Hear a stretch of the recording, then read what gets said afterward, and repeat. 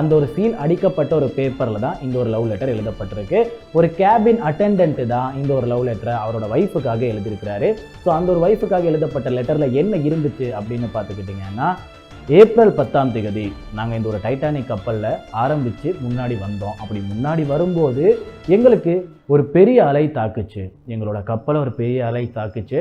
அப்படி தாக்கும்போது ரொம்பவுமே பயந்துட்டோம். எல்லாருமே சரி ஓகே அவ்வளோதான் முடிஞ்சு அப்படிங்கிற மாதிரி ஃபீல் பண்ணோம்.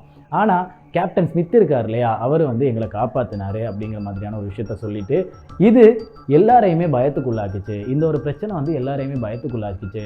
அப்படி பயத்துக்குள்ளாக்குனா அந்த ஒரு பிரச்சனையினால நாங்கள் ரொம்பவுமே பீதி அடைஞ்சோம். ஆனாலுமே கூட இன்னுமே சில பேர் நினச்சிக்கிட்டு ஒரு விஷயம்தான், அது ஒரு பேட் வைப்ரேஷன் அப்படிங்கிறத நினச்சிக்கிட்டு இருக்காங்க. எனக்குமே கூட இது ஒரு பேட் வைப்ரேஷனாக தான் தோணுது அப்படிங்கிற மாதிரி இந்த ஒரு நபர் மென்ஷன் பண்ணியிருக்காரு இந்த ஒரு லெட்டரில்.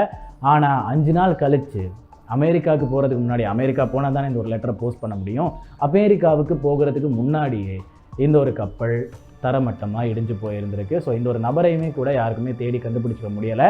ஆனால் இவரோட அந்த ஒரு சென்ட் பை இருக்கும் இல்லையா, அந்த ஒரு சென்ட் பையில் தான் இவரோட பேரும் கேபின் அட்டெண்டன்ட் அப்படிங்கிறதும் மென்ஷன் ஆகியிருந்திருக்கே தவிர கம்ப்ளீட்டாக கண்டுபிடிக்கப்படலை அப்படின்னு சொல்லப்படுது.